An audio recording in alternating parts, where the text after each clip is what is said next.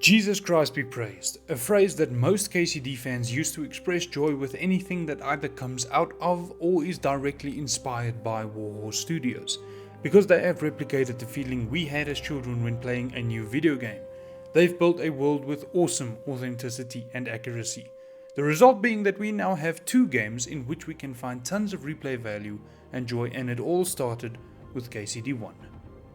Kingdom Come Deliverance manages the impossible, a realistic open world game where the player isn't the main character, at least not yet. You are nothing more than a peasant at the beginning of this game, a blacksmith's son with a mama's boy haircut, and his name is Henry.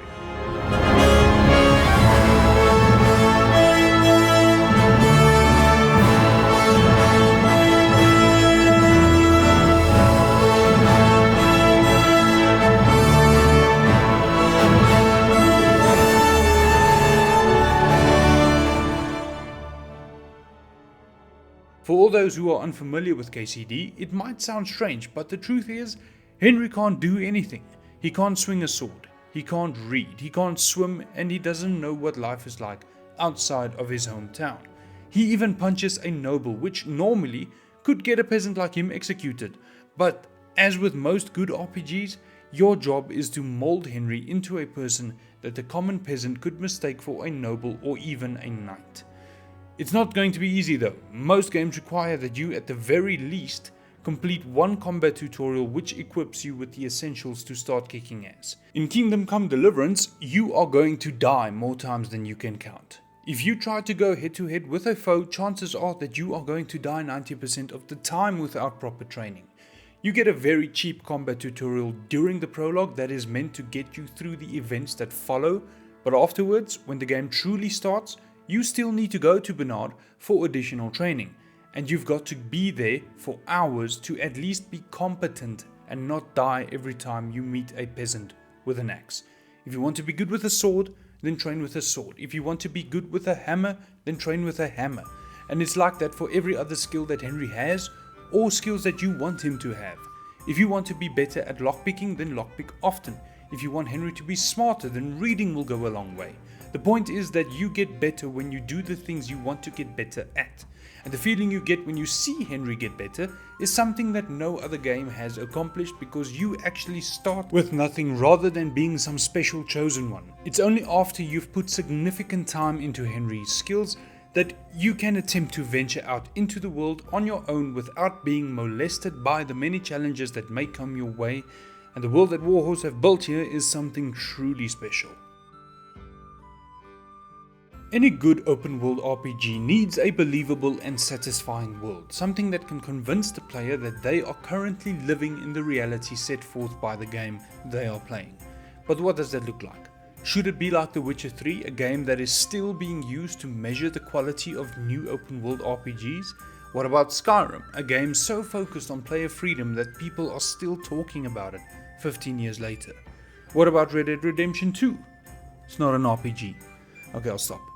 What most good open world RPGs have in common is that they were made by people who care, and we who play their games can see it, feel it, and explore it. And not only was Kingdom Come built with all of the above, it also has a very accurate depiction of medieval Bohemia. The towns and cities that you can explore depict very accurate renditions of what those places would have looked like, as well as what social status the quality of the buildings represented in the year 1403. The fact that most buildings or houses are made out of timber makes it very easy to distinguish between the nobility and the common people. Stone was expensive and you needed rights to build with it, so you'd expect that only the wealthy or powerful could afford it. The Catholic Church was a very powerful and influential entity, so all of the churches in the game are made out of stone. Merchants like armorers or the swordsmiths, especially in Rattay, were wealthy enough to afford stone walls for their shops, which offered more protection, whereas butchers and grocers often had carts from which they did business because they couldn't afford shops of their own in most cases. The society presented here is as alive as it gets as far as video games go. Trees are abundant, so most locals could afford to build with it. I can only think of one other video game that pulls this off in its world, and that is Red Dead Redemption 2.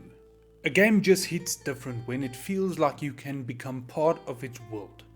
Beyond the boundaries of towns, we have lush and dense forests, which normally in video games mean that this is where all of the enemy encampments and caves and monsters dwell. Not in Kingdom Come Deliverance though. No, here the forests are just that, forests. There is no abundance of enemy hordes, no caves or dungeons riddled with treasure, just your everyday wildlife and the occasional bandit camp consisting out of maybe 3 or 4 people. It never feels like something is out of place, and it's very easy to just lose yourself for hours on end hunting, exploring, and just taking in the raw pixelated beauty of nature. Don't get me wrong though, there definitely are things to be found out in the world, but for the most part they make sense, like stumbling upon a grave, a chest inside or just outside of a burnt down house. It's not like you stumbled into a massive underground region riddled with danger, mystery, or loot. We are led to believe that this is what the world of 15th century Bohemia would look like. I don't know how true the next part is, but apparently the stars in the night sky resemble what it would have really looked like back then. If that is the case, hats off to Warhorse for making the effort in bringing us authenticity in its purest form. Look, it's easy to throw around the word realistic when it comes to KCD, but it's still a video game, so liberties were taken to fit the scope of the world into a game that still respects the player's time. You aren't expected to ride on horseback for hours just to reach a destination. But even with that adapted realism taken into account, what we have in KCD is still pretty damn close to what it would have been like back then. I mean, some places are moved around a bit to bring it all closer together, like Sao for example, which I'm led to believe was a bit further down the river. But as far as video games go, that is more than forgivable. This world is still large enough to explore and have fun. It's still large enough to feel like an adventure, although much more intimate, since most games with massive open worlds are empty and desolate. Cough cough Ubisoft. This intimacy though extends to the smaller details we often overlook as well. Earlier in the video I mentioned the greeting Jesus Christ be praised, a greeting that in today's society would catch a lot of frowns or even significant backlash. You can be the most devout Christian or godly person, but in the world we have today, even some of the brothers and sisters in the faith would not respond to that greeting with forever and ever Amen. But 600 years ago, this was very much the norm. In Bohemia particularly, this was a verbal confirmation of shared faith followed up by Ajna Veki, meaning praise be Jesus Christ. I hope I didn't butcher that. And you know what? From now on, I'm going to greet my fellow KCD fans that way. This small detail just goes to show the attention to detail that and care that Warhorse have put into their game. Even back then, with stakes as high as they were. I mean, this was their first game and it was funded by a Kickstarter campaign, so they took a bold risk in delivering what is now considered a generational game by many people. I'd like to move on to the story aspect, but quickly I just want to mention one last detail I found, and it's at the very beginning of the game. So we all know Kunesh, the dude who refuses to pay back Martin for the services already rendered.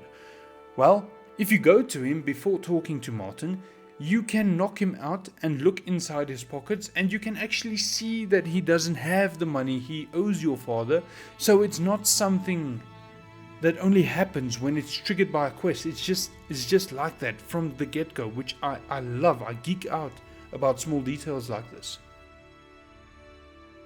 Kingdom Come Deliverance is an origin story that manages to set itself up for a sequel without having the origin part come to an end. What I mean is that by the end of the main story, Henry still feels like a person who has a lot to learn. Just before the credits roll, he and Hans Capon go on about how they never knew Wenceslas was a drunken whoremonger who neglected his kingly duties. They, up until now, had been living in a world where you can have blind faith in a king, because why would a bad king ever be elected? But obviously this isn't where the story starts, so let me backpedal slightly. In March of 1402, Bohemian King Wenceslas IV had been taken captive by his half-brother Sigismund, King of Hungary. December that same year, Sigismund invades Bohemia, and in 1403, the raiding of Skalitz is where our story begins. That was the historical context. Everything that happens during the story of KCD after this point is a work of fiction. Fun fact though, if you cause trouble and get taken to jail in Skalitz before it gets raided, you'll actually die when the Cumans arrive, and you will have to start over if you hadn't made a save yet. But it's after the prologue that you will start to realize that Henry is very much out of place, uneducated with how the world works, and completely useless at almost everything, as we have already established. We are initially led to dislike Hans because he comes off as a pompous, spoiled brat. But the fact is that Henry, a peasant, had no right laying his hands on Hans because Hans is in fact a noble. Nobles lived a completely different life than that of the commoners. If a noble got captured during battle, the chance of them dying was nearly zero, assuming that the captors realized that they captured a noble. If bandits killed a noble, it would bring the full might of the regional force down on them, so in most cases nobles would only get robbed by bandits instead of murdered. When it comes to the commoners or peasants, none of these things would really have mattered nearly as much.